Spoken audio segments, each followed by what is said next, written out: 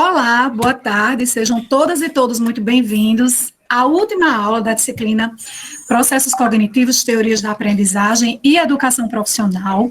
Para a aula de hoje, nós recebemos o professor colaborador Zé Palmeiras. Eu vou ler aqui rapidinho o pequeno currículo do professor.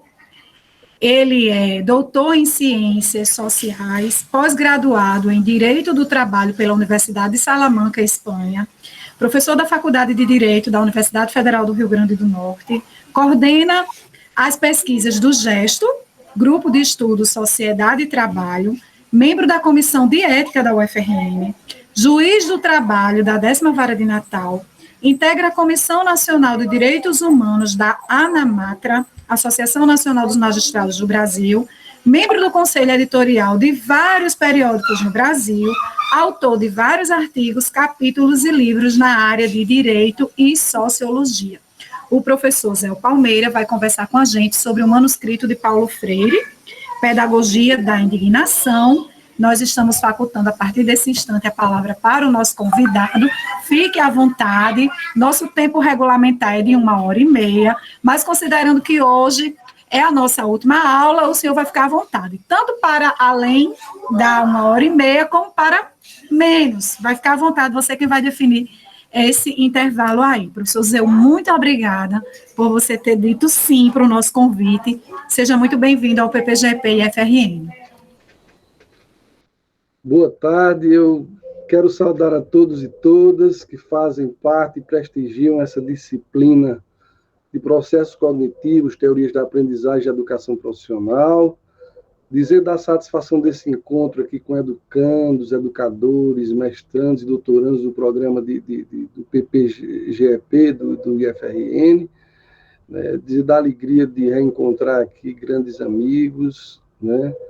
Sou muito agradecido aqui à professora Andressa Tavares, ao professor Matheus, por permitir que eu venha aqui para partilhar saberes e fazer a leitura do mundo com todos e todas a partir das reflexões freirianas. Né? Dizer assim que estou muito inspirado porque vi a professora Vânia aqui, uma construtora de pontes, né? Já fiquei alegre com a presença dela e com todos vocês também. Professora Andressa também, que faz um trabalho aí de tessitura muito grande, né? E eu acho que não poderia ser diferente essa atratividade tão grande da disciplina, quando o tema gerador é o próprio Paulo Freire e a sua obra, né? Mas eu gostaria de começar essa fala não só discorrendo sobre a indignação, mas sobre a esperança, e eu ia pedir permissão para cantar para vocês, né?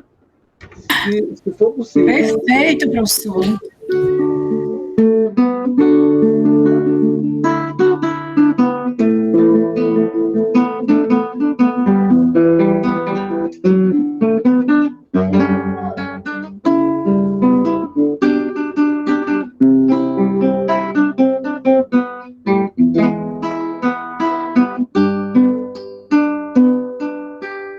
Amanhã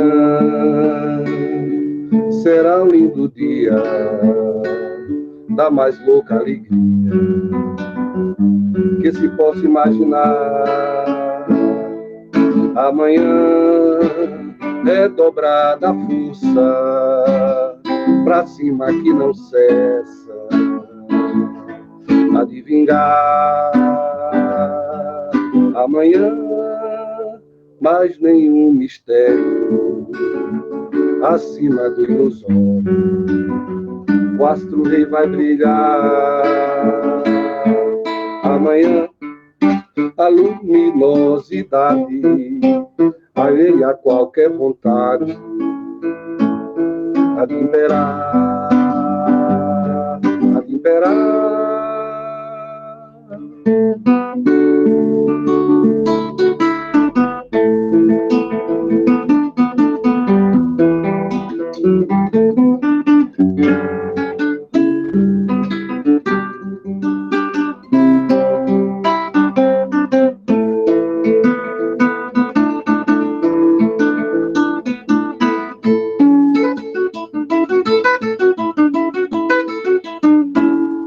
Amanhã está toda esperança, por menor que pareça, existe é pra vicejar. Amanhã, apesar de hoje ser a estrada que surge para se trilhar. Amanhã, mesmo que uns não queiram, será de outros que esperam novo dia raiar. Amanhã pode usar placados, temores abrandados, será pleno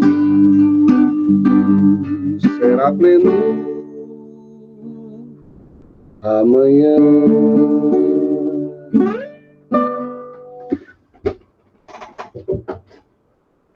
Bom, então, eu pensei nessa música de Guilherme Arantes para a gente começar essa fala, porque é uma música de 77, em que ele fez no tempo da ditadura, né? E foi essa esperança cantada por Guilherme Arantes que fez com que a nossa luta pela redemocratização do país ela fosse concretizada, né? Principalmente com o retorno em 1980 de Paulo Freire ao Brasil, né? E a esperança, né, que embora o Guilherme Arantes fale em esperar, mas não esperançar, porque ele ainda não conhecia suficientemente esse termo, mas pode ser traduzido nas palavras de Freire, quando ele diz que a mudança é difícil, mas é possível, né? Que o futuro é problemático, mas não é inexorável, não é irreversível. Então, mais do que a esperança, mais do que acreditar nesse amanhã, a gente tem que acreditar nessa mudança, né? E eu acho que precisamos, como disse o professor Matheus, precisamos muito de Freire nesses tempos tão sombrios, precisamos da cultura, da generosidade freiriana, né? Precisamos dessa estética freiriana da boniteza, da amorosidade, né? De valorizar a sabedoria dos oprimidos, de desentranhar dessa sabedoria a inspiração para agir, né? E essa inspiração que eu diria que constitui a grandeza da estética freiriana, né? Então, assim, quero falar de indignação aqui de Freire, mas também como sinônimo de esperança. Então, vou desapontar alguns aqui, que eu não sou especialista na obra de Freire, né? Não venho aqui para dar aula sobre a obra de Freire, porque, apesar de ter um envolvimento com referencial freiriano desde os tempos de adolescente, das comunidades eclesiais de base, né? Quando eu ainda era seminarista e me envolvia muito nas comunidades, me considero apenas um leitor, um entusiasta, pela forma como Freire consegue catalisar a educação e a política, né? Por isso que eu desejo transformar esse nosso encontro numa conversa mais sobre a leitura que eu faço, né? A leitura do mundo que eu faço a partir da pedagogia da indignação, né?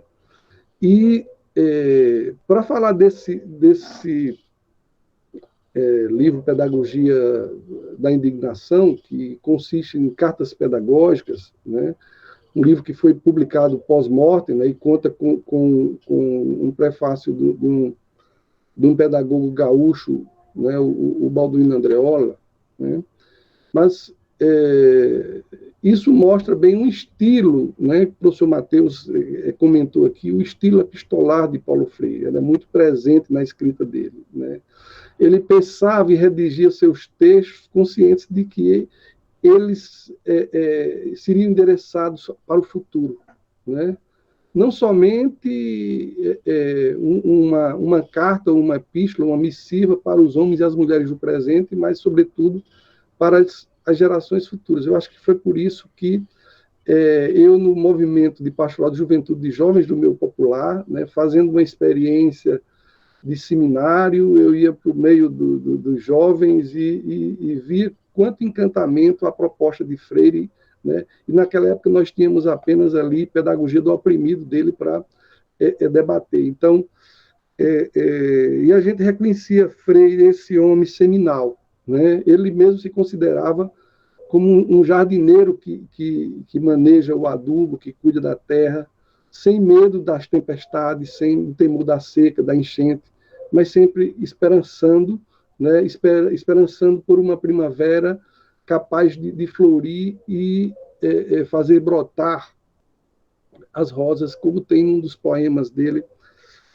nesse livro da pedagogia da indignação, né?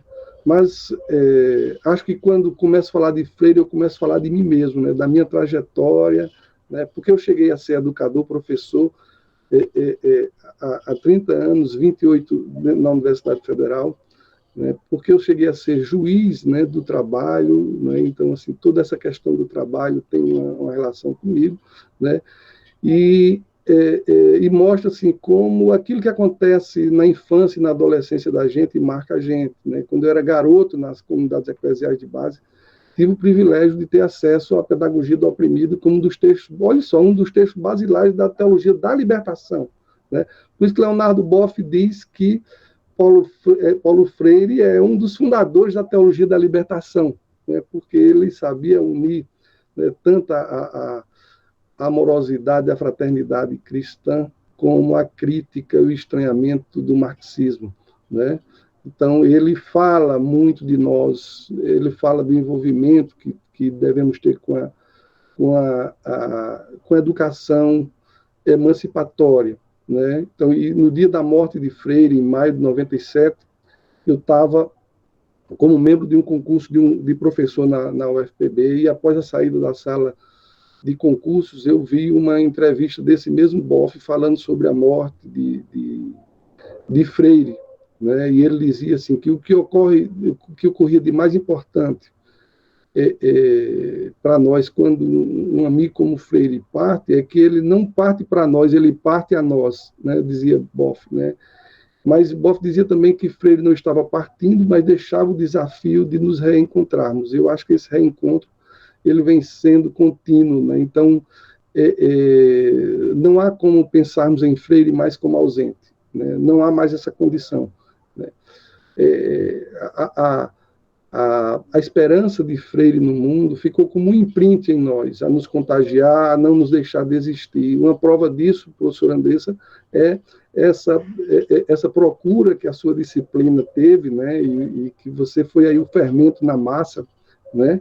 Então, eu sei que às vezes nos vemos diante da apatia, do cansaço nessa pandemia, a desesperança parece querer nos atingir, mas é nessas horas que aparece uma professora, como a Andressa, o professor Matheus, que, vamos recolher aqui os cacos do espelho, né? Nesse momento que a gente consegue juntar a luz à nossa frente e colocar Freire de novo como tema gerador, a obra dele, as reflexões dele, né? Então, é isso que nos faz nos tornarmos uma palavra que ele gostava muito, professor Matheus, que era andarilhagem. É isso que nos faz sermos andarilhos, né? E só posso ser andarilho se eu refizer esse meu esperançar. Né? E cada vez que a gente tematiza, né, Freire, a gente está tematizando também, eu penso que as questões que nos afligem, né, está tematizando a discriminação, está tematizando uma luta nossa pela civilização, né, uma luta contra a crueldade, a opressão, a negligência, a discriminação, a exploração, né? E eu penso que essas cartas pedagógicas, elas não dá para a gente esgotar a grandeza, né? Isso aqui eu considero apenas um pretexto, né, do que Freire utiliza para fazer jorrar, né, a concepção de mundo dele, né, de um mundo civilizado, né, da corporeidade das palavras, né, e assim, eu acho que ele tem muito a ver com a nossa andragogia numa perspectiva emancipatória, porque embora esteja lá na pedagogia da autonomia, na pedagogia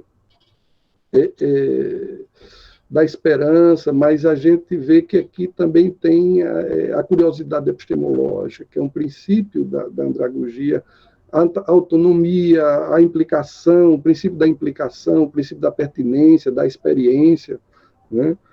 Então, eu penso que é o ponto alto da nossa produção teórica sobre a educação e da prática também, a produção de Freire, né? Então, muita gente cita aí o período do otimismo pedagógico, que a gente teve aí o Lourenço Filho, o Anísio Teixeira, o Fernando de Azevedo, mas eu penso que, apesar desses próceres da escola nova serem muito importantes, mas foi preciso alguém de uma escola crítica, progressista, né, e que fale a partir e com os oprimidos. Como ele dizia, não é só falar sobre os oprimidos, mas falar com os oprimidos, né? Falar com o outro. Né? E aqui, nessas cartas pedagógicas, a primeira carta eu considero como a carta da cultura como possibilidade. Né? O professor Matheus falou aqui da possibilidade, e Freire dizia que é preferível que a gente viva tempos de possibilidades ao invés de tempos de determinações. Né? Então, essa primeira carta aqui, Freire, ao falar da cultura, das relações intergeracionais, né, ele fala da altura dos tempos, né, como a história e a cultura se alteram. Né? Então, mesmo quando ele está falando das probabilidades intergeracionais, quando ele está falando do bisneto, né, que antigamente repetia as escolhas do bisavô e hoje nem o filho mais velho, o filho mais novo repete o mais velho, né? Então, isso mostra que vivemos num mundo em inovação, né? E eu fico muito cheio de dedos quando eu falo de inovação, porque há muita perversão das palavras, né? Há muita deturpação, distorção, né?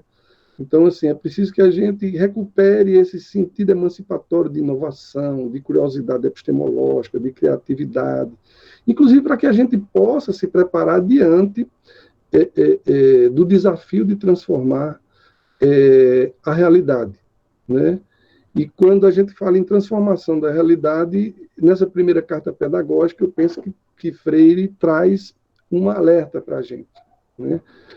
O cuidado para o educador educando e o educando educador não cair no automatismo, né? E não cair também nem no espontaneísmo, nem na disjunção entre a teoria e prática. Então, eu acho que Freire revelava a falta de sentido da realidade de uma teoria que não seja também uma teoria da realidade, né? Freire se recusou a fazer essa disjunção entre teoria e prática. Né? Então, assim, eu não admito que alguém diga assim que Freire era um teórico, ou Freire apenas um praxista, um pragmático, não. Né? Ele deixava mais evidente, principalmente na pedagogia da autonomia, na pedagogia do oprimido, que nenhuma prática é válida se não for uma prática planejada, tematizada como fato gerador, refletida por meio da dialogicidade. Né? Mas ele diz também que nenhuma teoria ou pensamento adquire importância se não for validada pela prática. Né? Se não tiver uma implicação. Né? Por isso que educar para ele é um ir e vir contínuo de ideias, mas também de reflexões e ações. Né? Como eu aprendi lá nas comunidades eclesiais de base, a partir dos textos dele, é um ver, julgar e agir contínuo e integrado. Né? Então, por isso que Freire ele se dizia um adversário do pragmatismo, sempre que a qualidade de ser pragmático era utilizada como argumento para afastar o afeto, afastar a reflexão, a dialogicidade. Né? Então, para Freire, sob uma perspectiva de uma educação emancipatória, né, não há espaço para uma automaticidade de conduta nem para uma passividade. Né? Por isso que ele não acreditava que a educação fosse uma engrenagem que caminha automaticamente para a transformação social. Ele não acreditava ele sequer acreditava no todo-poderosismo da educação. Né? E eu acho isso muito importante, porque muita gente, quando vai discutir o pensamento, a comunicação, já coloca a centralidade de tudo isso como se fosse suficiente para a transformação do mundo. né? Eu acho que Freire, nesse aspecto, ele tinha muito do Jorge Lukács, quando ele diz que a realidade é um complexo de complexos, né? Então, talvez ele não tenha se aproximado do Lukács, né? Até porque a obra do Lukács chega muito posteriormente aqui ao Brasil, principalmente, mas e assim, eu penso que essa possibilidade de mudança, na realidade, é a possibilidade da política. E a possibilidade da política é a política da possibilidade, como ele diz nessa poesia, né, que ele chamou de Canção Óbvia, que ele elaborou em março de 71, né, que está aqui nessa edição da Unesp, está logo nas primeiras páginas, enquanto ele diz assim: enquanto te espero, trabalharei os campos e conversarei com os homens. Né? Ou seja, trabalharei e conversarei, a dialogicidade e a ação. Né?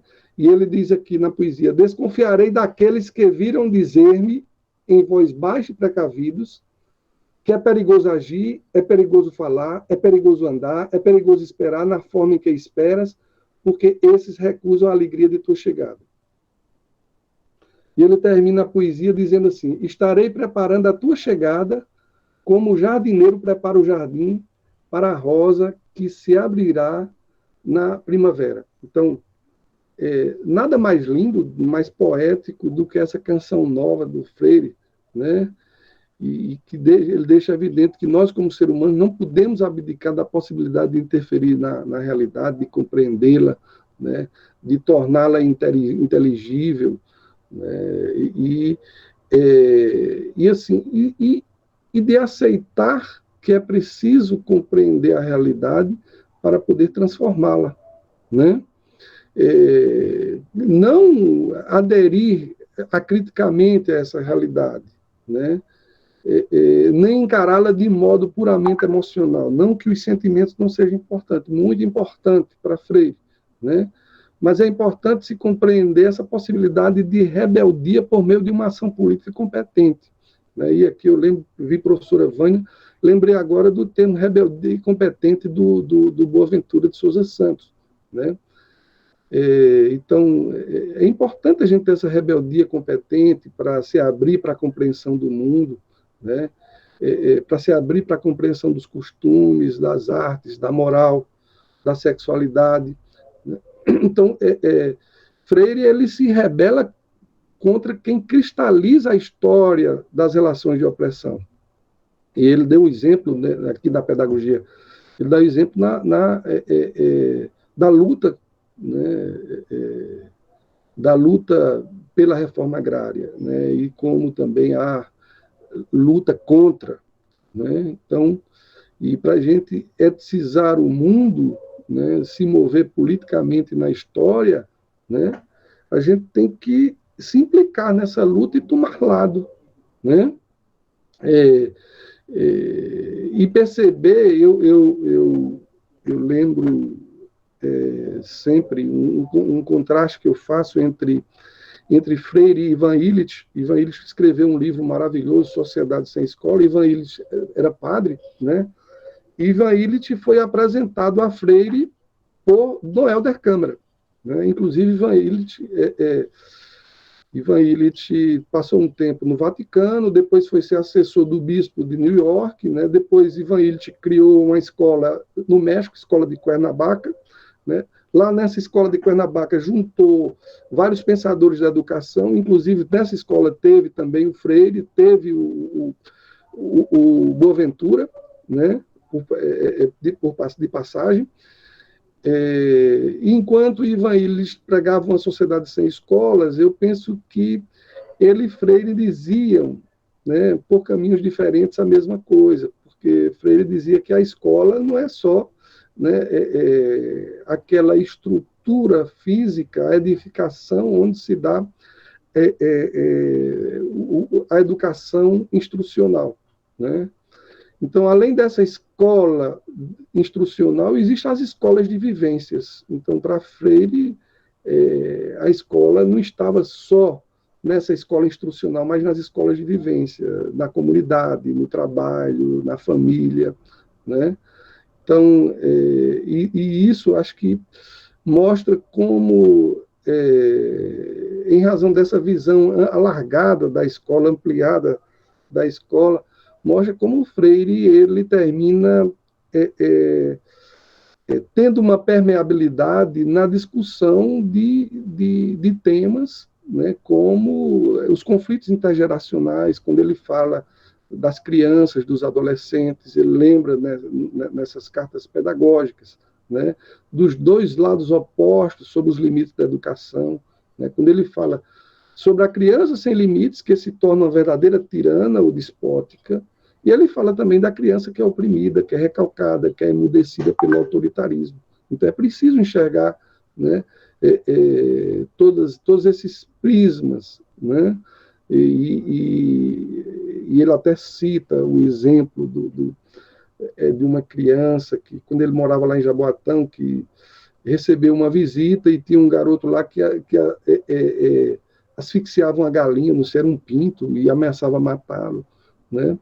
Então, e ele diz, olha, é muito importante ter afeto pelos filhos, mas o pai não pode ter sentimento de culpa, né, por exercer a sua missão pedagógica, por repreender ou advertir, quando há justificativa para isso, né? Os pais que amam devem ter o respeito à liberdade, mas a liberdade, para ser utilizada, para ser fruída, ela deve ser também limitada, né, a determinados cânones de racionalidade, né? Então, e nisso aí ele de certo modo, mostrava que não há como a gente ter uma liberdade e possuir essa liberdade sem a moderação, né? Então, sem os excessos. Isso não afasta, né, ter esse sentimento de uma liberdade que não é a liberdade burguesa, porque a liberdade burguesa ela é só vista do ponto de vista individual, né? Mas ele via do ponto de vista coletivo, né?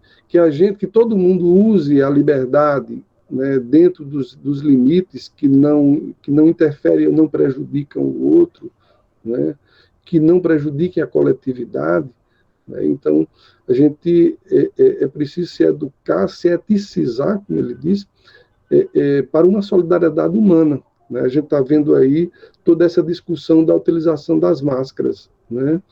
Então alguém diz, eu não uso, porque não quero, como se fosse uma questão de liberdade individual, né? Então esse individualismo, ele é uma deturpação do conceito de liberdade, né, na ótica freiriana. Assim como ele fala também da autoridade, né?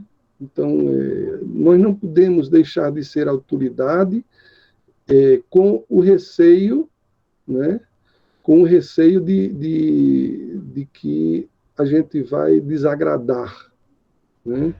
Então, há determinados momentos que a gente tem que fazer escolha entre o trágico e o desagradável. É preciso dizer, é preciso dialogar, né?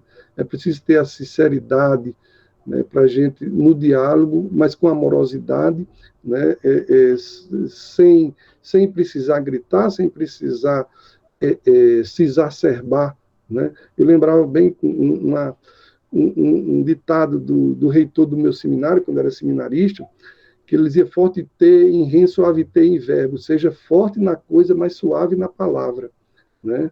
Eu acho que é esse o sentido do exercício da autoridade de Freire, né? É uma autoridade com firmeza, mas, sobretudo, com amorosidade, né? É uma autoridade sem medo, sem o medo de denunciar, de anunciar, né? Então, uma autoridade que vive a sua historicidade, né? E eu acho que também essa também é a nossa tarefa, né? Então, assim, nós não somos educadores, educandos, né, apenas para estabelecermos um leque de permissibilidades que não sejam dentro dos limites da razoabilidade, né? Então, não podemos aí aceitar docilmente, né, o que o mundo nos traz, né, de forma prejudicial, né? Então, acho que essa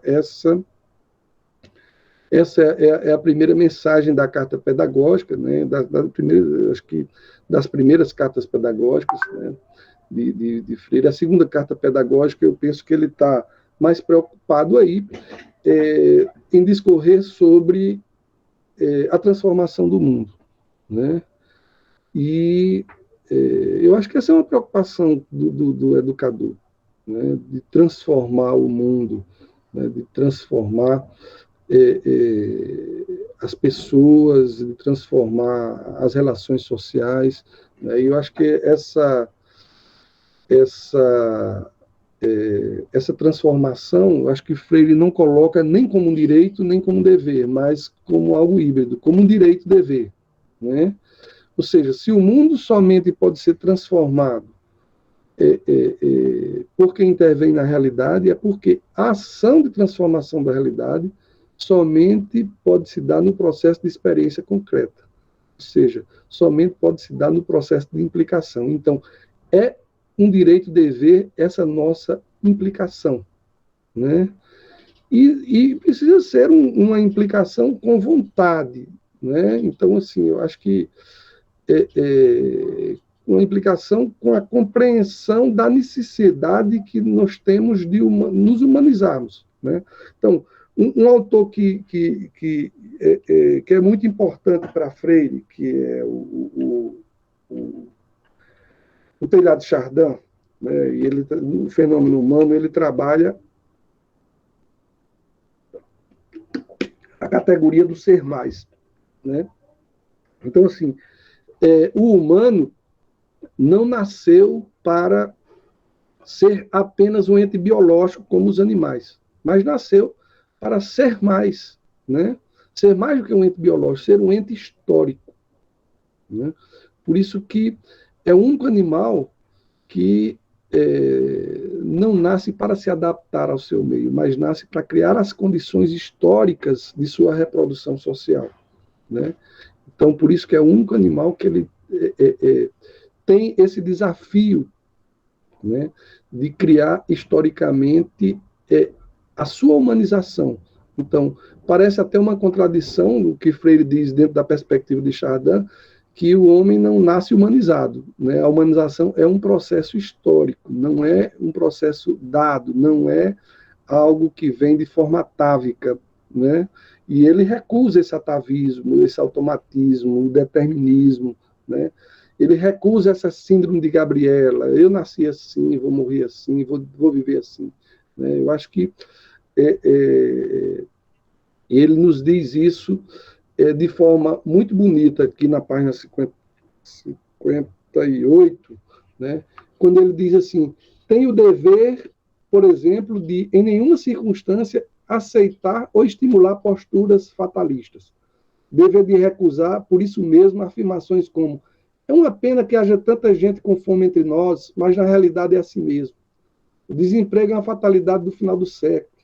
Galho que nasce torto, torto se conserva. Bom, isso é muito importante, porque eu, quando tive no pós-doutoramento em Coimbra, com o professor Boaventura Souza Santos, né, eu sempre questionava muito o fato de, por exemplo, na razão indolente, que é tratada na gramática do tempo, que é tratada por Boaventura, porque ele não cita Freire, né? Porque muito do que ele fala ali é o que está na obra freiriana, né? E ele falou que citava, mas que não se lembrava e tal, mas quando ele trata da razão indolente, ele diz que uma forma de sermos indolentes diante do mundo é utilizarmos a razão apática, dizer, né, e eu com isso, né? A razão proléptica, ou seja, eu já tenho uma pré-noção da realidade, então não preciso compreender mais a realidade, porque eu já tenho uma pré-noção dessa realidade. A razão apática seria eu não posso fazer nada. A razão arrogante é que seria eu com isso, né? Aliás, eu não sou coveiro, que eu com isso, né? Isso parece com um presidente lá do Talibã, né? Não daqui então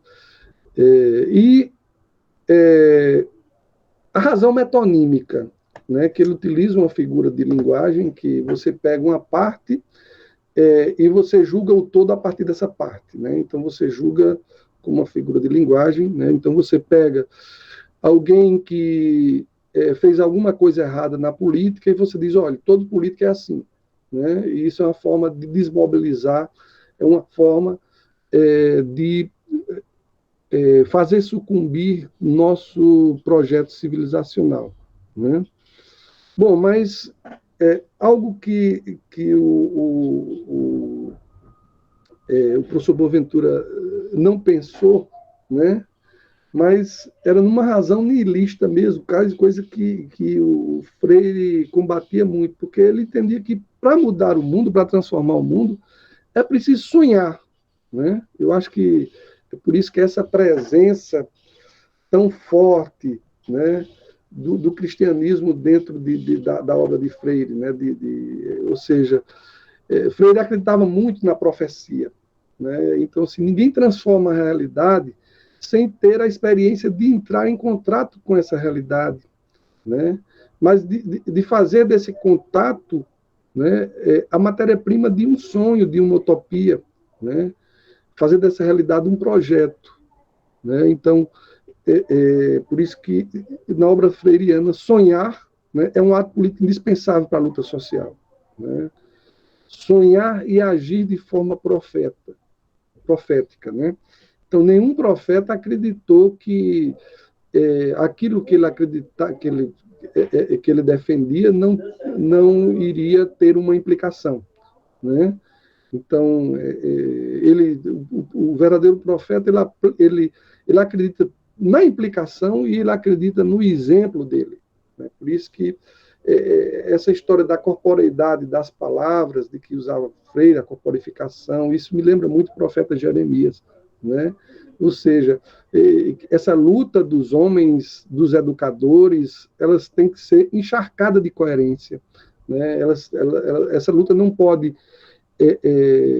se resumir, né, a uma falação, a uma palestra, a um discurso, né?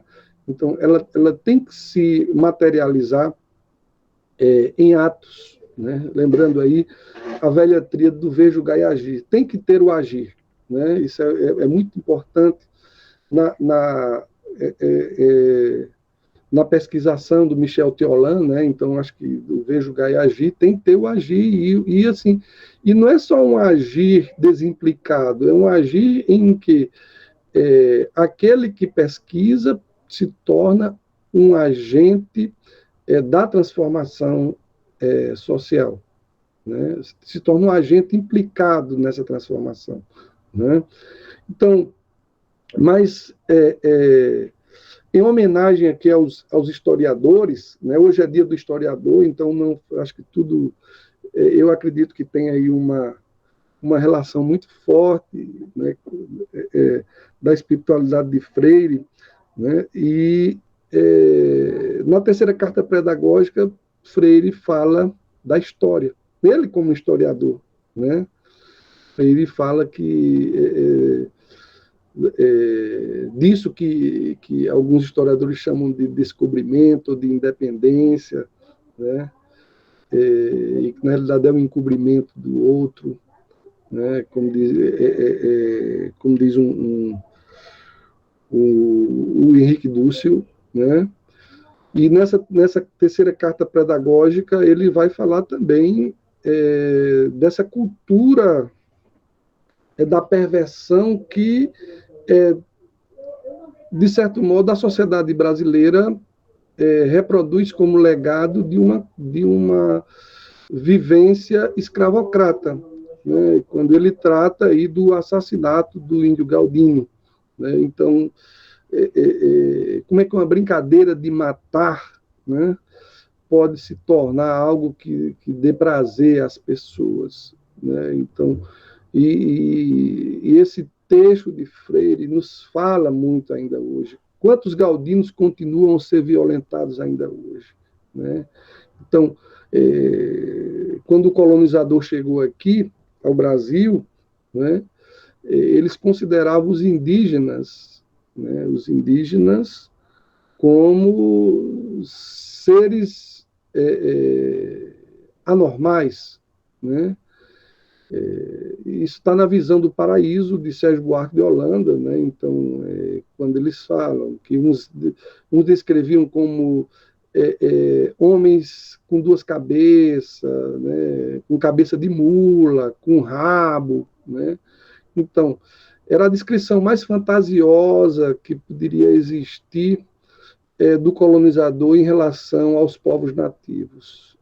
Tudo isso era uma tentativa de descrever que aqueles que estavam aqui não eram humanos, não eram civilizados, e que aqueles colonizadores vinham para trazer essa civilização, né?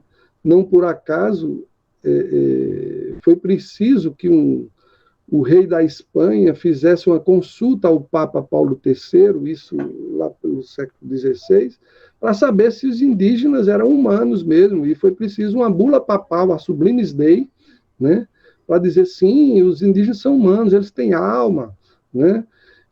E hoje a gente vê que são esses mesmos indígenas que estão apelando aí ao Tribunal de Haia, ao Tribunal Penal Internacional, acusando o presidente de condescendência com os invasores, com os grileiros, com os garimpeiros, né, desmantelando toda a estrutura pública de proteção indígena, né, com desvio de finalidade da FUNAI, né, com o genocídio de morte de milhares de indígenas, né. Então, veja que o primeiro ato do presidente da República foi muito simbólico. O primeiro ato dele, ele transfere a FUNAI para o Ministério da Agricultura e deixa que a demarcação de terras indígenas fique em responsabilidade sobre o Ministério da Agricultura.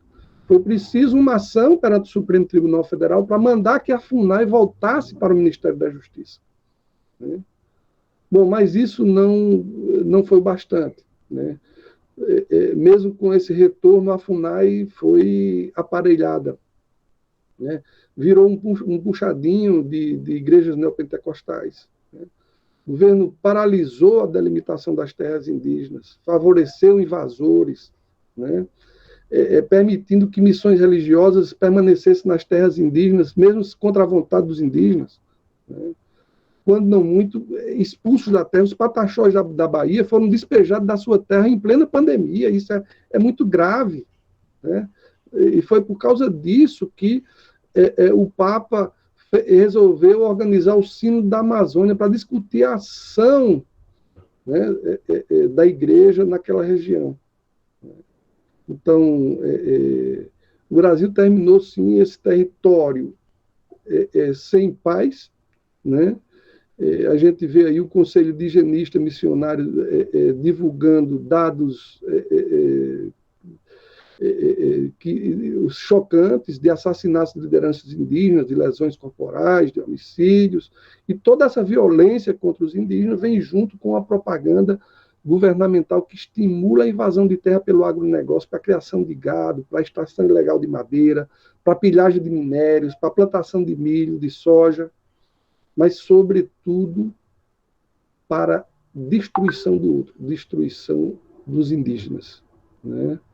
Então, não faz muito tempo, né, que a Sônia Guajajara e o Almir Suruí, que são lideranças indígenas, eles foram não só intimidados, mas intimados a prestar depoimento pela Polícia Federal por causa das afirmações que eles fizeram num documentário, né, denunciando tudo isso aí. Eles estavam exercitando, né, essa lição freiriana de anunciar e denunciar, né? eles estavam denunciando essa violação ao princípio da andragogia, que é do reconhecimento. Na ecologia dos reconhecimentos, a gente tem que saber que tem uma cultura que é diferente da nossa, a gente tem que reconhecer, né, adquirir uma inteligibilidade dessa cultura, mas não destruí-la, né? Não praticar o etnocídio como vem sendo praticado, né? E o pior é que esse etnocídio vem sendo praticado com o apoio da FUNAI, né? Então,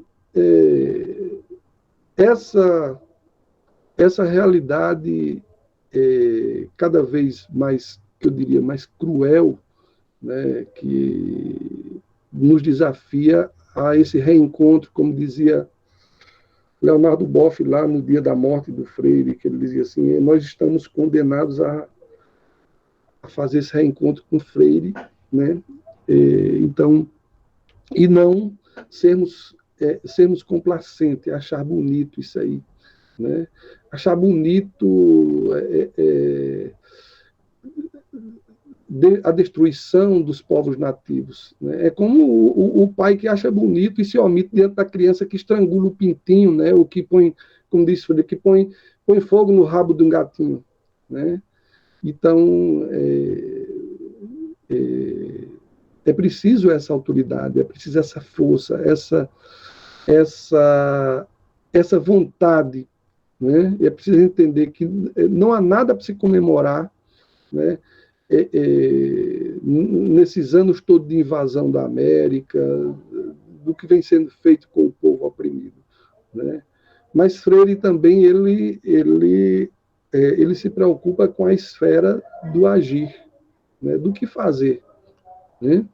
Então, o que é que um educador pode fazer diante de tudo isso? O que é que ele pode fazer quando mulheres, homens e crianças têm a sua existência negada e a sua humanidade violentada, né? Então, é preciso ter sensibilidade, é preciso ter ira, né? Como dizia Milton Nascimento numa música, né? Viva a preguiça, viva a malícia, que é só a gente que sabe ter. Então, eu acho que é um pouco disso que nós precisamos, né? Dessa ira, né? Para que a gente não perca a capacidade, né, de se tornar perplexo, né? Ele cita no livro, né, que o exemplo daquela família que retirou do lixo hospitalar pedaços de seio amputado para preparar seu almoço, né? Será que isso não continua hoje, quando a gente sabe, por exemplo, que o Brasil está com 125 milhões de pessoas com problemas com a fome, né? Então, eu acho que esses fatos do cotidiano precisam ser encarados, precisam ser trazidos para dentro da sala de aula, precisam ser trazidos, e quando eu falo da sala de aula, para a escola, e a escola aí no sentido ampliado, que fala Freire, para a família, para o espaço do trabalho, o espaço da comunidade, o espaço da mídia, o espaço das redes sociais. E é preciso trazer junto os oprimidos, né, para que eles tenham voz, né? A mudança não vai ocorrer simplesmente com estalar de dedos, né? Então, é preciso envolvimento e implicação, né? Mas é preciso coragem para a gente romper com esse discurso cínico, esse discurso omisso, não posso fazer nada, o discurso do opressor, sempre foi assim e vai continuar sendo assim, né? Então, eu penso que essa tarefa do educador ela é inafastável. O verdadeiro educador emancipador, ele está sempre ao lado, né, ao lado do oprimido, né? E assim, mas ele se prepara para isso. Não é uma consciência ingênua, né, ou uma consciência neutra, né? Então, é preciso uma competência para se rebelar diante desse mundo de injustiça, né? Então, é preciso, como ele diz, estudar em favor de quem, né? Contra o que eu estudo ou contra quem eu estudo, né? E estudar com os oprimidos é saber quais são as suas resistências, né?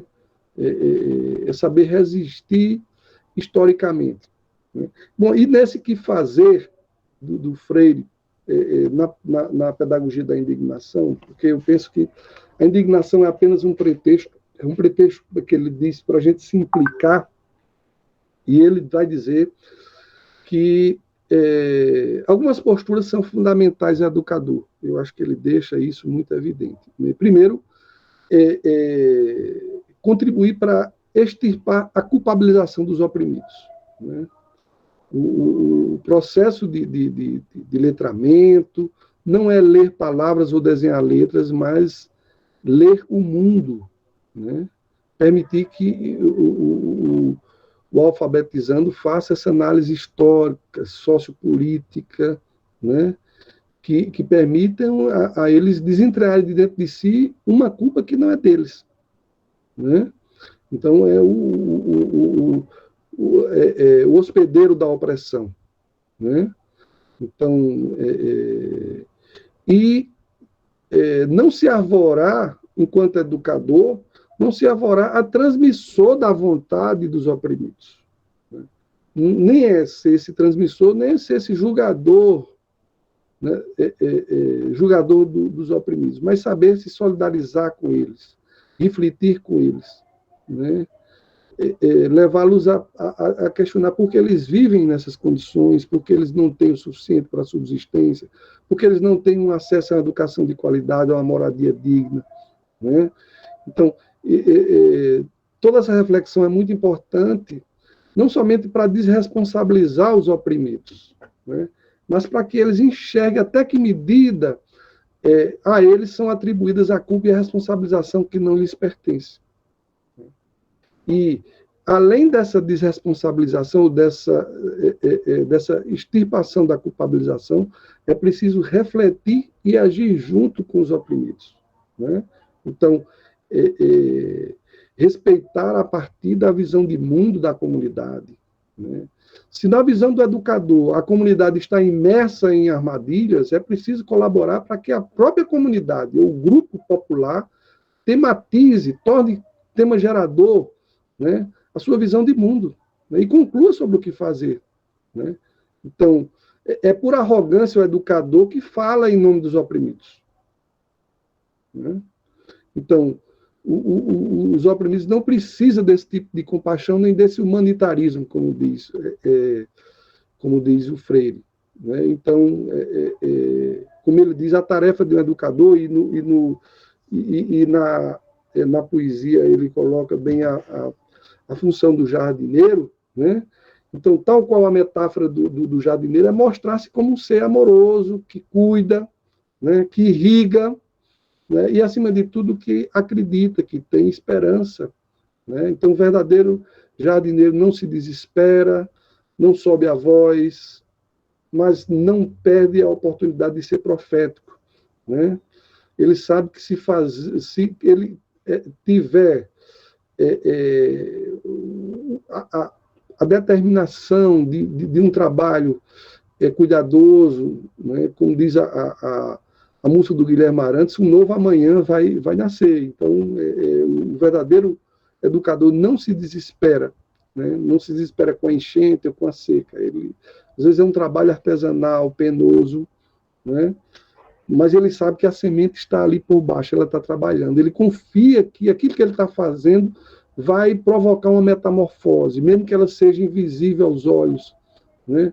Mas visível em sua percepção espiritual, né? Que ele sabe que há chances, por isso ele não desiste, né?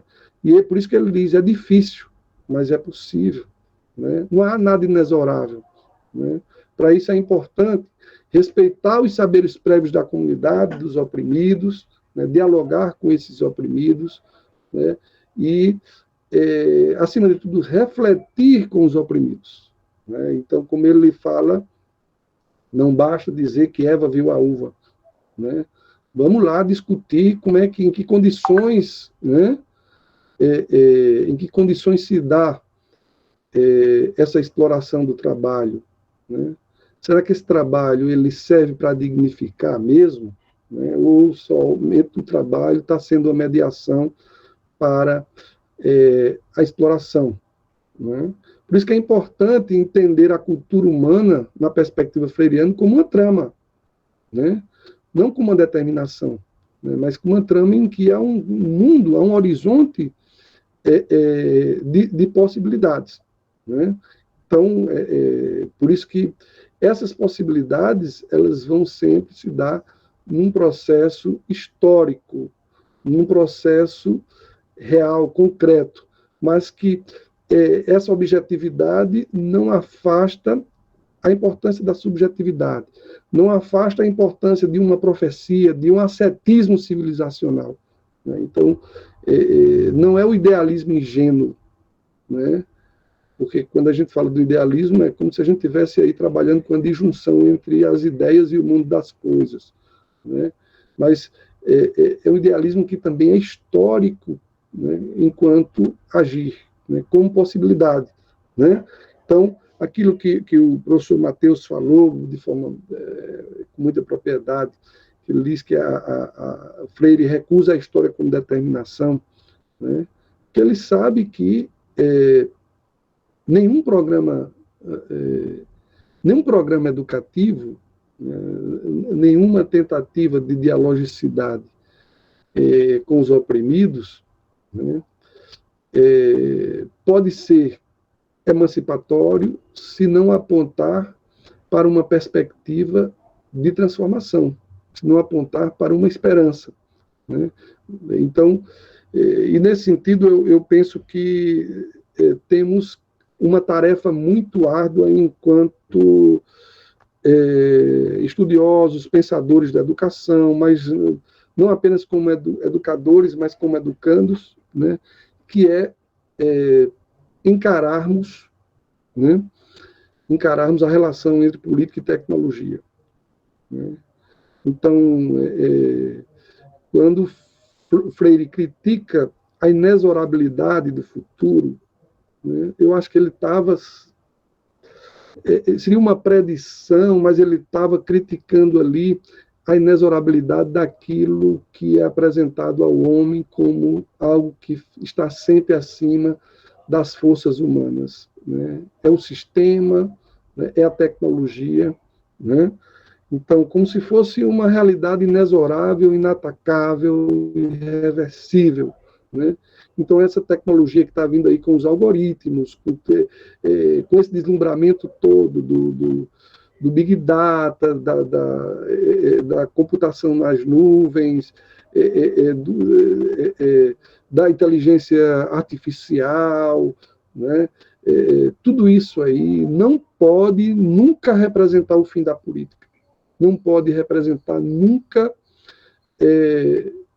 a interdição do pensamento, não pode representar nunca a interdição da dialogicidade, porque se isso ocorrer, será a interdição do próprio processo de humanização do homem. Então, estamos diante dessas invenções tecnológicas que eu vejo aí que, ao invés do encanto, nós precisamos mais do espanto, né? Então, o que vemos aí... ontem eu lendo o jornal e vi que o Google desenvolveu um computador quântico, né, capaz de reproduzir um novo estado da matéria, que é o estado dos cristais, né? Então, isso causa um deslumbramento e muitas vezes isso desvia nossa atenção, né? Falta aí uma vigilância ética, o que é que está acontecendo com a tecnologia de reconhecimento facial, né? Então, recentemente a Amazon, ela foi questionada, isso faz uns 2 anos, nos Estados Unidos. Por quê? Porque ela colocou um programa de inteligência artificial para fazer a seleção dos seus servidores, né? Isso está num documentário. Quem puder assistir esse documentário, é maravilhoso. Coded Bias, tem na Netflix, Coded Bias, né? E a Amazon, ela colocou esse programa baseado na inteligência artificial, e o que acontecia? Esse programa só selecionava homens, né? E aí foi preciso que uma pesquisadora negra, por isso que é importante também que os negros estejam dentro da universidade. Pesquisadora negra, porque tem a questão, um dos princípios da andragogia é o princípio da pertinência, né? Então, estavam lá e essa pesquisadora fez essa denúncia ao Ministério Público. O Ministério Público foi, a Amazon aplicou uma multa e ainda pediu que fosse retirado do programa, dos algoritmos, né, a parte do formulário que identificava o gênero do candidato ao emprego. Depois dessa modificação, o que ocorreu é que a maioria dos funcionários que passaram a ser selecionados pela Amazon foram mulheres. Por isso que a gente precisa ter uma rigorosa vigilância ética para que a tecnologia não seja instrumentalizada a serviço do lucro, em prejuízo dos homens e também em prejuízo da natureza, né? Então, eu penso que a gente não é uma questão de jogar a tecnologia na lata de lixo, não é isso que eu estou dizendo, né? Mas assim, não aderir acriticamente, não ter essa consciência ingênua, né? Assim, exercermos a historicidade do nosso processo de humanização, né? Sairmos, né, então, para uma perspectiva de problematização, de tematização, né, fazermos esse percurso aí de uma consciência transitiva para uma consciência crítica, né? Então, penso que essa seria, eu acho que a grande lição de Freire, né, como nesse caso do documentário, né, que foi preciso que alguém fizesse a denúncia e acreditasse, né? Então, foi preciso ter esse sentimento da esperança, mas não é só um sentimento, mas um sentimento com uma prática, né? Com uma praxe, né? Como profeta, aquele que anuncia um novo amanhã, né? Um outro amanhã, né? Dizer que amanhã vai ser um novo dia, eu acho que é esse o desafio de um profeta, esse é o desafio de quem se depara com indignação, né, com a capacidade de se tornar perplexo, né? Então, eu acho que Freire nos ajuda muito, né, não só a compreender esse mundo, mas assim, a enfrentá-lo também, enfrentá-lo em suas adversidades, né? Então, nesse sentido, eu penso que temos o desafio de fazermos o bom combate com a dialogicidade. O método freiriano nos coloca diante desse desafio, né? E eu concluo aqui, professora, dizendo que se eu pudesse resumir, né, toda a pedagogia da indignação, e eu não vou poder resumir isso nunca, né, porque é muita coisa aqui, mas é justamente aquilo que eu falei no início, né, que a mudança é difícil, mas é possível. E o futuro é problemático, mas não é inexorável. Muito obrigado e estou aqui para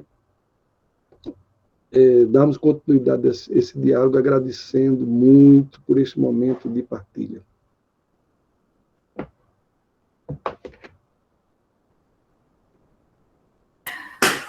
Olha só que riqueza.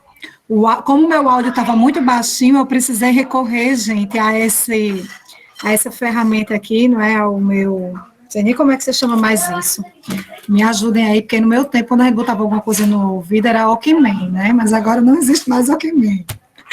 Aí eu fui perguntando aos meninos aqui no chat, né? E sempre vem uma palavra amiga que ajuda os professores a lembrarem do nome dos novos acessórios que a gente precisa usar, né, para esticar a nossa condição humana, largar as nossas potências. Bom, gente, professor Zeu, muito obrigada desde já por sua cuidadosa exposição. Tenho certeza que o senhor já tinha tido a experiência de acessar o manuscrito Pedagogia da Indignação por muitas vezes na sua jornada, mas, obrigada, o headphone, é isso mesmo. Mas eu penso que o senhor ainda foi se debruçar, né, novamente, para relembrar, nem que seja aquelas orelhinhas ou aquelas marcas, aqueles atalhos que a gente deixa. Impossível, né, a gente ler um manuscrito sem deixar aqueles registros, código Morse, né, para a gente depois se comunicar com a gente mesmo, dizendo, ó, aqui tem uma vida de uma ideia importante, aqui tem outra e tal, e a gente pode perceber como o senhor foi cuidadoso, né, ou seja, uma pessoa tão ocupada, tão cheia de atribuições, que eu ficava, gente, pelas manhãs, né, ele trabalha, faz o trabalho dele relacionado à magistratura, e eu ficava toda manhã mandando para ele as mensagens, toda terça de manhã, né, eu enviava, ó, professor, hoje é esse, hoje é aquele.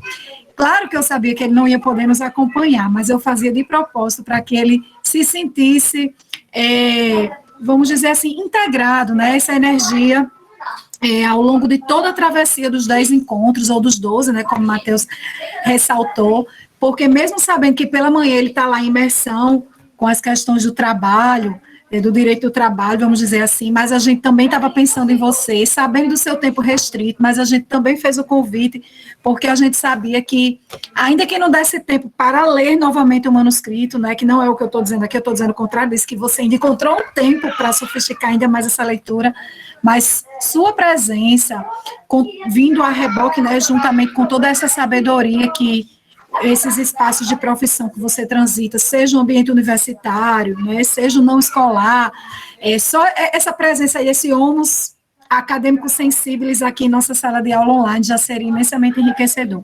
E se unindo a tudo isso, esse cuidado, né, essa mania de ser o melhor aluno da sala, que ainda foi estudar, retomar as marcações do texto e a leitura, a gente só tem aqui a demonstrar a nossa admiração, o nosso imenso respeito, a nossa gratidão.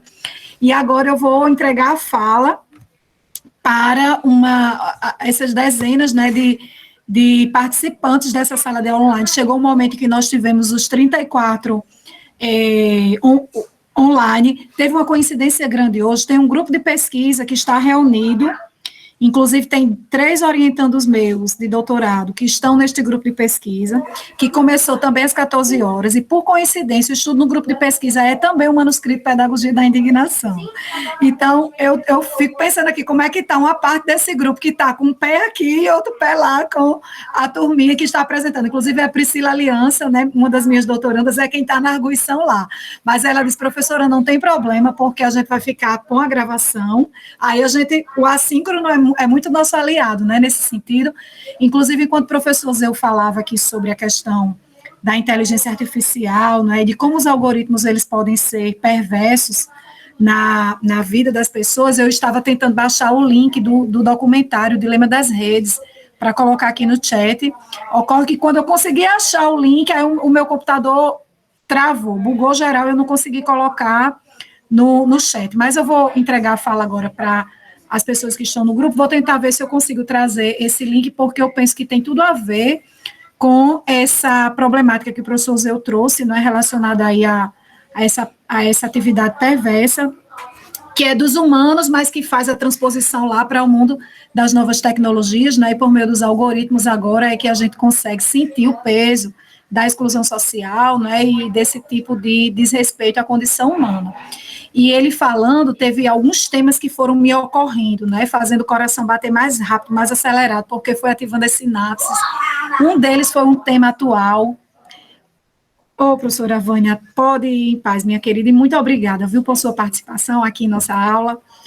É um tema muito atual, doutor Zeu, que é a questão da pobreza menstrual, né? Olha só, que importância a gente pensar pela clivagem da pedagogia da indignação.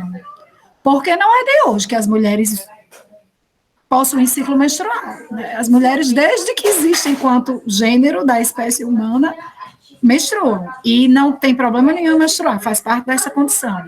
Porém, as consequências desse ciclo menstrual com relação aos processos de higienização e o que o capitalismo transformou esse processo de higienização principalmente com relação ao preço que se cobra por um pacote com 10 unidades de absorvente, que não dá para, dependendo do fluxo, suportar um dia, 2, você pagar R$ 7,00, 8.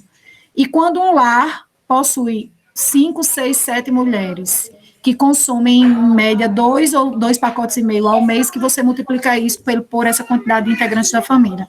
Qual é a consequência disso? Mulheres, adolescentes, principalmente, né, daquela classe econômica ali da exclusão social, deixando de frequentar escolas, deixando de frequentar espaços que tributam para o seu desenvolvimento humano e a sua cidadania, porque elas não podem comparecer com esse aspecto de sua higienização em vulnerabilidade, em dissonância com o que pede os protocolos sociais, né? E quanto tempo faz que isso acontece, minha gente? A gente mesmo ir para o supermercado fazer compra, quantas vezes a gente não se deparou olhando assim na prateleira, tentando ver se encontrava um mais barato, e não baixa não, parece que é tudo tabelado, mas a gente que é vítima e que tem escolarização não foi capaz de pensar como esse movimento que veio agora, que inclusive assim, eu louvo imensamente a professora da Bahia, foram gestoras de escolas da Bahia, que trouxeram essa problemática à tona. Aí, primeiro a gestora percebeu a ausência das meninas e foi até a busca ativa nas casas, nos lares, constatou que o problema era de ordem de higiene, olha só, trouxe esse problema para dentro da escola, se reuniu com os estudantes, deu empoderamento aos estudantes para que eles pudessem expor, resolveu o problema primeiramente da casa, chamou a imprensa, deu voz à sociedade.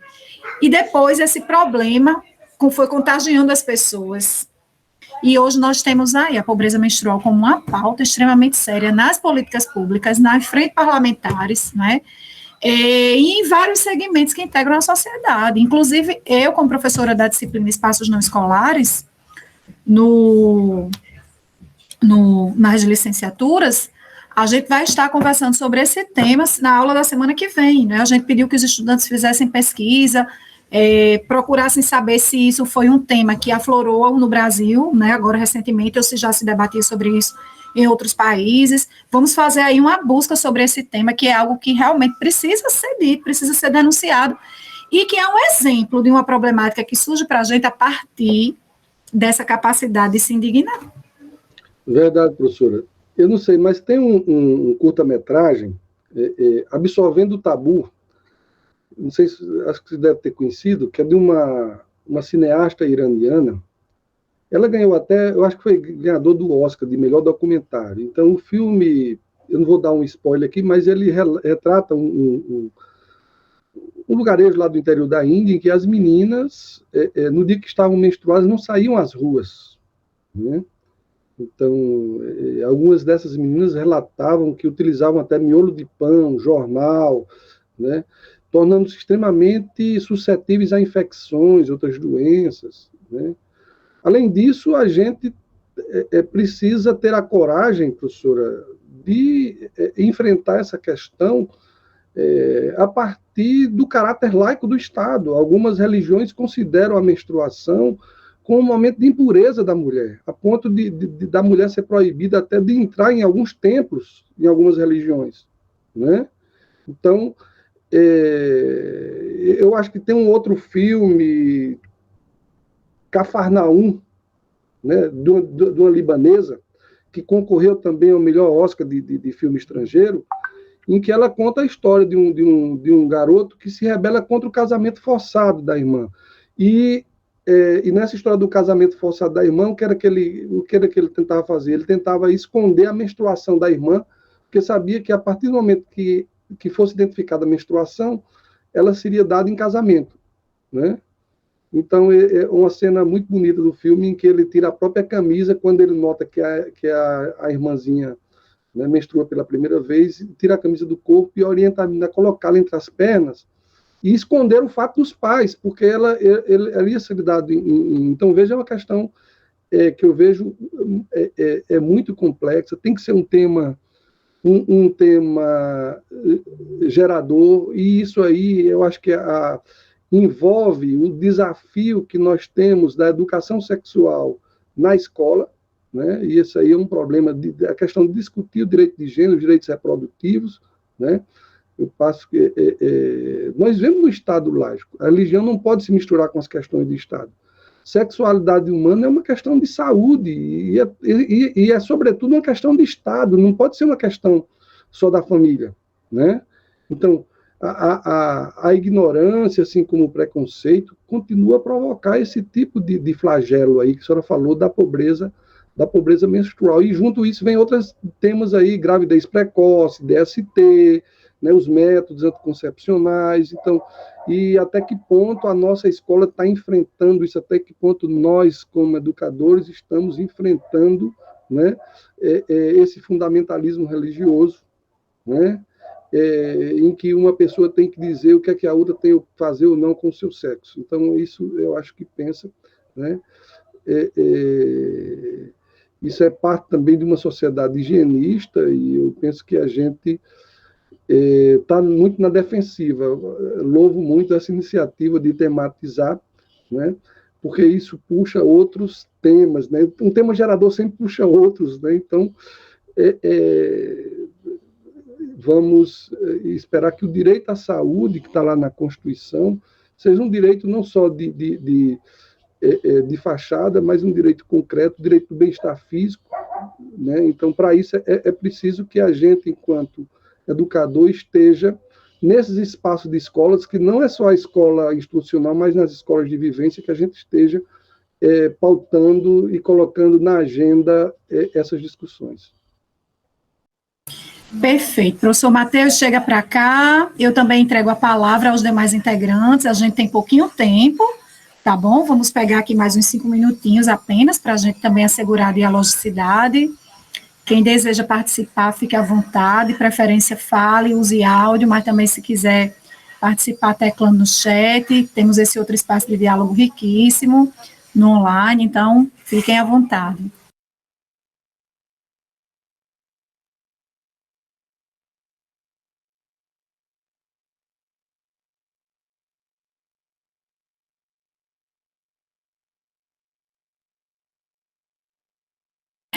O documentário O Dilema das Redes, além dele abordar, né, essa questão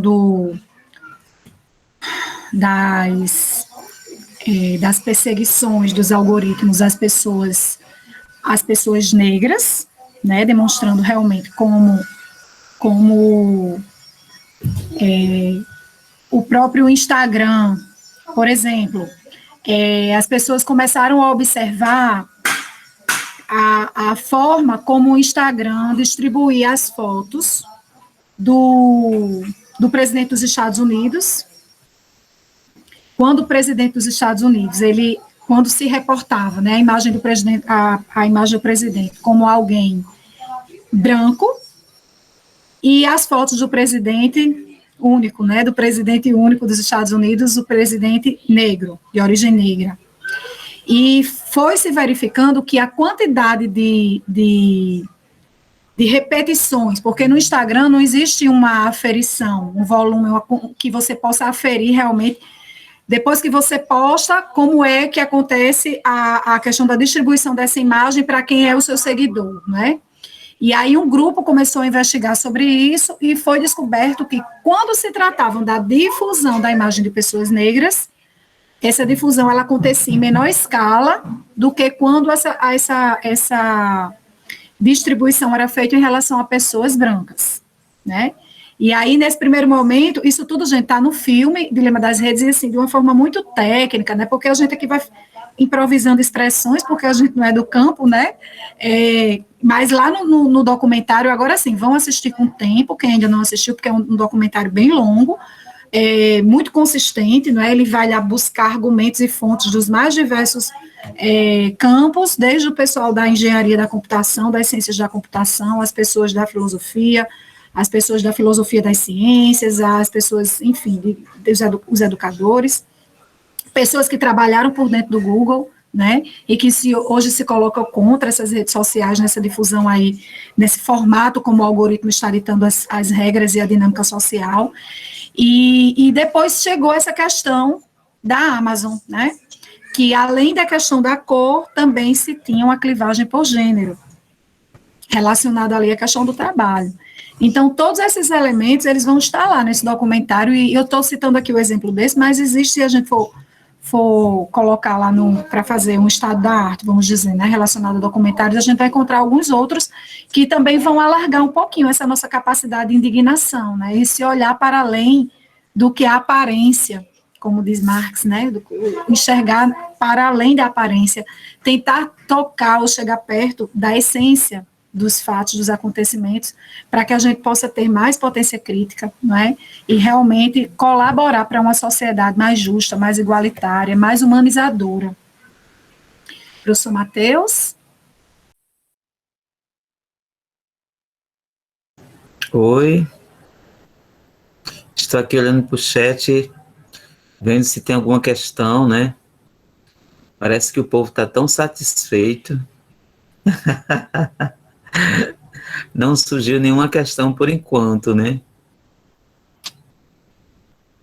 Mas para, assim, trazer um pouco de motivação, né? Eu tenho um elemento aqui, professor Zeu, para se eu recuperar esses elementos aí do anúncio e da denúncia, né? Do anúncio e da denúncia. Eu queria que você trouxesse mais elementos dessas duas dimensões, né? Porque muitas vezes a gente está mais acostumado a anunciar do que denunciar, né? Vivemos, assim, mais períodos, né? De autoritarismo, né? De ditaduras no Brasil, né? A nossa democracia ela é muito jovem, né? E aí nós temos medo, né, de denunciar, né? Às vezes todos os dispositivos aí legais, né, estão à disposição, né? Inclusive se utilizando das tecnologias e as pessoas elas se dão um pouco à denúncia. Realmente é por essa cultura mesmo. Ou tem mais elementos com relação a esse movimento entre o anúncio e a denúncia?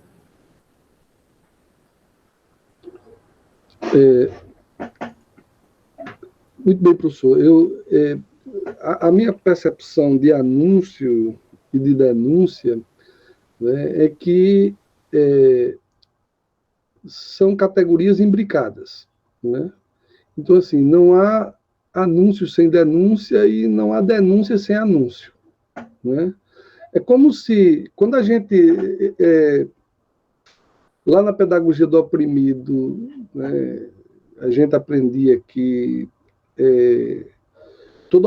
os objetivos de uma ação política tem que passar pela tríade do ver, julgar e do agir, né? Coisa que é da teologia da libertação e que ainda hoje, até nas campanhas da fraternidade, se utiliza muito isso, né?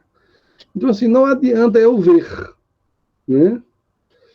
Eu ver, eu analisar, eu anunciar, né? Primeiro a leitura do mundo. Então, assim, eu acho que quando ele fala da consciência, que a gente precisa, que fala da transição da consciência, né? De uma consciência intransitiva até uma consciência crítica, né? Não basta enxergar o mundo, né? Não basta enxergar o mundo, não basta ver, né?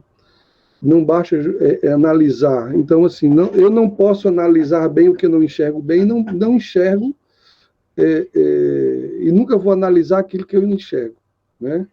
Então, nesse sentido, eu penso que há uma aproximação muito grande do Marx e do Freire, né? Quando Marx diz que ninguém se coloca diante, nenhuma sociedade se coloca diante dos problemas que ela não consegue resolver, né? Então, havia um outro pensador que falava da revolução também, né? Então, ele diz que a revolução não é possível até se tornar inevitável, né? Então, nesse sentido, eu penso que o anúncio é, acima de tudo, um ato de cognição, né? Um ato de cognição de uma justiça cognitiva, né? O ato de indignação é um ato de anúncio, né? Um ato de você do ver, né, do refletir, do tematizar, né? Então, toda vez que eu tematizo, que eu coloco esse problema em pauta, né, que eu coloco na agenda, que eu coloco como fato gerador, né, eu já estou ali promovendo um anúncio, né? Então, mas esse anúncio ele tem também implicações. Na medida em que eu anuncio, eu tenho também o direito-dever da denúncia. Então, a denúncia no sentido de agir. E agir contra a opressão, agir contra essa razão apática, contra a razão arrogante, né? Então, essa dimensão da praxis, que eu acho muito importante e que mostra aquilo que eu falei, que Freire ele recusa essa disjunção entre o ver, né, entre a teoria e a prática, né? Então, na medida em que eu faço a leitura da realidade, e essa leitura da realidade é feita com elementos de suspeição epistemológica, com elementos de estranhamento, né, com elementos de indagação, né? Isso é inclusive um título de um livro maravilhoso dele, Pedagogia da Pergunta, que ele com Faldez, né? Então, nessa perspectiva de questionamento da realidade, que é também o momento em que você faz a leitura da realidade, isso implica uma ação. Então, eu penso que um dos grandes desafios de Freire é que a gente perceba na ação pedagógica o caráter político dela, né? Então, e não há uma ação pedagógica que não seja uma ação, na perspectiva freiriana, que não seja uma ação política para a transformação, para a humanização, né? Então, nesse sentido, eu penso que está imbricado. Toda vez, não há como eu falar de anúncio sem denúncia, né? Por isso que há outros elementos que entram aí, há o elemento da coragem, o elemento da esperança, da profecia, da competência, né? Do engajamento e, sobretudo, da implicação. Então, talvez dentro da preocupação de inteligibilidade principalmente com os oprimidos, Freire tem utilizado essas duas palavras, anúncio e denúncia, né? Mas eu diria que é a mesma coisa da implicação, né? Eu tenho como implicação o desafio de interpretar o mundo, mas não só de interpretar, como dizia Marx, mas também de transformá-lo. Então, anúncio e denúncia entram como, eu diria, como métodos nessa tarefa de fazer o ato pedagógico como ato político. Não sei se deu para entender, professor, um pouco do que Muito bom, excelente. Eu achei super acalantador para minha alma, porque eu que, além de ser professora, sou jornalista e trabalho muito com anúncio e denúncia. Sendo que, dependendo do canal de comunicação que eu disponho no momento, eu posso mergulhar mais fundo na crítica, na acidez da crítica, portanto, consubstanciar a denúncia, ou menos. Porque, por exemplo, se o que eu puder fazer em relação a um acontecimento for apenas uma nota, né, por exemplo, aconteceu ontem, eu estava indo para o veículo que eu trabalho e, por coincidência, eu passei na hora em que aconteceu aquele acidente muito trágico aqui no prolongamento da Prudente, onde estava tendo uma perseguição policial. Eu acredito que eu fui a primeira a fazer uma imagem, eu fiz tanto uma foto como um vídeo, não publiquei, porque eu fiquei chocada, em choque com o que eu vi ali, não é? Eu estou falando, gente, de um processo de carbonização de pessoas, né, que aconteceu um imprevisto, uma perseguição policial, o carro capotou, pessoas em chama, então foi, assim, uma cena muito forte. E eu corri para o veículo e a gente deu conta de fazer, de trabalhar com essa questão, porque tem a denúncia, né, da falta de preparo da nossa equipe, dos nossos homens, né, de segurança, em relação a todas as questões, mas o espaço que eu tinha para me expressar era muito pequeno. Mas, de alguma forma, a gente foi olhar e, com algum jeitinho, a gente deixou o recado, deixou a reflexão para a sociedade e para quem pode fazer alguma coisa, né, que são o setor, né, o setor de segurança pública. Tchau, meus amores, vão com Deus. E a consequência disso é que o espaço que eu tinha era uma nota, né, uma pequena nota que não era a primeira edição, não era a segunda edição, porque aconteceu um pouquinho depois do primeiro bloco da tarde, já tinha acontecido a segunda edição, então eu só podia recorrer ao Instagram ou algum portal de notícias, uma coisa curta. Mas aquilo não me tirou, era um anúncio, eu precisei anunciar, né, o acontecimento, mas aquilo não me tirou a responsabilidade social do que eu estava fazendo e, de algum grau, o meu engajamento com a possibilidade de denúncia, né? Mas, assim, como o professor Zé falou, né, é como se, ao anunciar, quando você tem consciência de que quando você tiver uma oportunidade mais, vamos dizer assim, mais adequada, para que você o faça de uma forma mais alargada, né, mais consistente, você poderá fazer e você deverá retomar a pauta para fazer. Ter essa consciência é o que realmente nos separa de estar sendo ingênuos e trabalhando em anúncios como denúncias, que de fato não são, né? E você quer ver um exemplo mais forte ainda do que isso? São os nossos trabalhos de conclusão de curso. Quantas vezes os trabalhos de tese e de dissertações trazem denúncias extremamente impactantes, fortes, que a potência principal do trabalho, às vezes, não é nem a tese, é a denúncia. São trabalhos que eu, quando leio, termino de dizer, eu digo, meu Deus, essa pessoa fez uma grande reportagem, nem sabe. O tamanho da reportagem que fez aqui. Dava para presidir aqui 5 Fantásticos no domingo, trabalhando esse tema aqui, e deixando a população extremamente informada sobre uma pauta tão importante, né?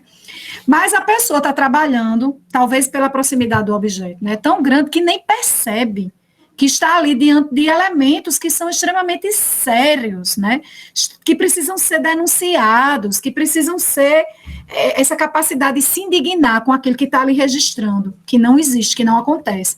Então, muito importante, professor Matheus, sua pergunta para a gente também está fazendo essa autorreflexão enquanto professores, pesquisadores que produzem conhecimento e que trabalham o que é o átomo, o que é a argamassa, a matéria-prima, são exatamente as problemáticas sociais. E no Brasil, no país como o Brasil, em que a exclusão social, as injustiças sociais estão postas, é por elas que a gente muitas vezes passa para concluir os nossos trabalhos, né, as nossas pesquisas.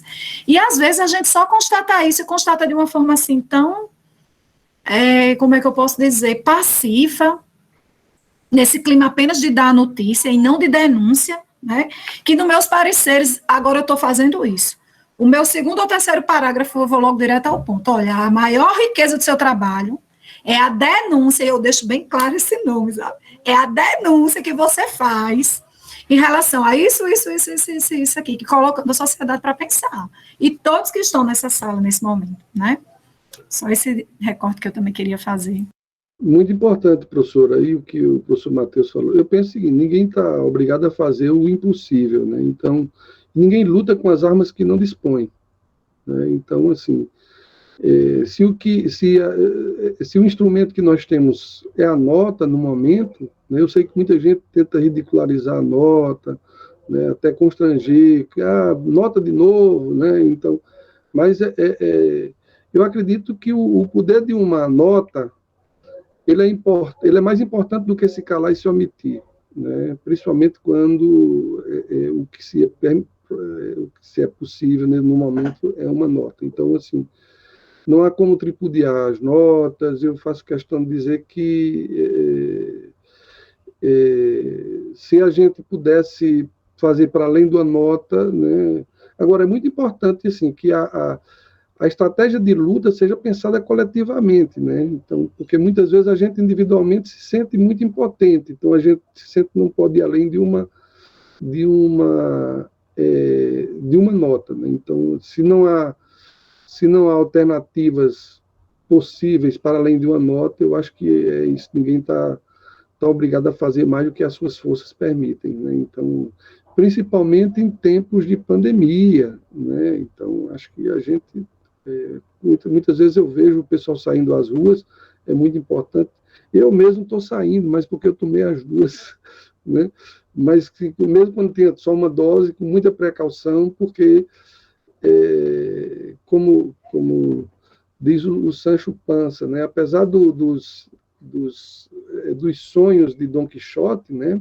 Mas ele sempre lembra lá Dom Quixote que vai chover, está com fome, né? Está fazendo frio, está fazendo calor. Então, assim, a realidade, ela pesa sobre nós, né? E somos humanos, não temos como afastar essa condicionalidade. Muito bom, professor Zeu, mais uma vez. Bom, para encerrar, Leni, por favor, fique à vontade, faça a sua reflexão e, na sequência, professor Zeu, né, se sinta à vontade para respondê-la e também já proceder com as palavras de encerramento desse ciclo vespertino tão rico, tão frondoso, como dizem as crianças hoje, com adjetivo relacionado ao gozo do paladar, tão cremoso. Então, Leni, com você a palavra.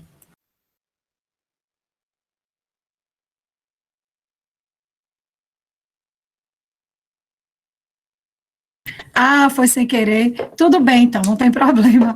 Professor Zé, então você já fica à vontade. Professora, eu só quero agradecer, né, pelo encontro, né, e dizer como é importante, né, como o Freire nos coloca diante desse desafio do reencontro, né, e deixar a mensagem que o livro nos passa, né, que é a mensagem de uma educação pela nossa humanização, de uma educação com respeito à diversidade cultural, né, mas, acima de tudo, um aprendizado que é saber se indignar, saber fazer aquilo que alguém chamou de fazer com que nossas pulsões sejam canalizadas para essa tarefa emancipatória, que é de educar com a coragem, né? E aqui eu acho que precisamos esperançar, né? Como eu lembro sempre do Frei Beto, né? Deixemos o pessimismo para dias melhores, né? Então, acho que e continuar nessa luta. Agradecer ao professor Matheus, ao programa, aos alunos que tiveram uma paciência de me ouvir falar aqui, né? Mas dizer que estou à disposição sempre que precisarem, né?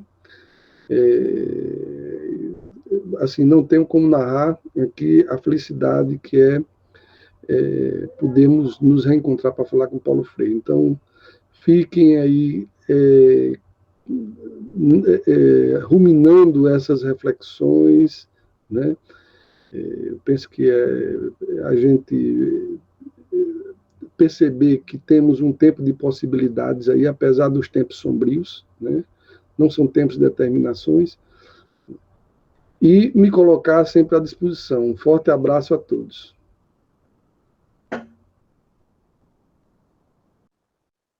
Prof. Matheus, você fecha? Eu já deixei aqui minha gratidão, o meu par dialógico, né, da disciplina. Os meus bebês dogs agora também já estão participando. Mateuzinho, você... Estou por aqui, já me despedi no chat, e quero também me despedir aqui com um abraço virtual, agradecer ao professor Zeu por estar fechando esse ciclo, né, e dizer que vamos nos encontrar agora na exposição virtual, né, professora Andressa, com os trabalhos, né, que foram enviados. O professor Zeu está sabendo dessa exposição virtual, porque Lenina, que é a organizadora, que também é membro do grupo lá do Boaventura Santos, Também colocou, o senhor chegou a visualizar o convite para participar da exposição, então a gente transformou aquela exposição no produto avaliativo deste componente curricular, porque também celebra a memória de Paulo Freire, ficou tudo integrado. Isso mesmo. E se tivéssemos agora presencial, ia rolar aquele café, aquele chocolate quente, uns biscoitinhos, algo bem, assim, sinestésico, né? E ia rolar o abraço coletivo, que eu gosto de fazer no final, e poderíamos ter terminado, quem sabe, esse nosso encontro lá debaixo daquelas árvores do bosque. Mas fica na nossa imaginação, na nossa vontade, no sonho possível, né? E na próxima edição dessa disciplina nós possamos estar, assim, olhando na íris de cada um de vocês. Um abraço. Abraço. Um abraço. Bom final de semana. Beijo, beijo, meu povo. Obrigada, doutor Zeu, mais uma vez. A gente fica por aqui.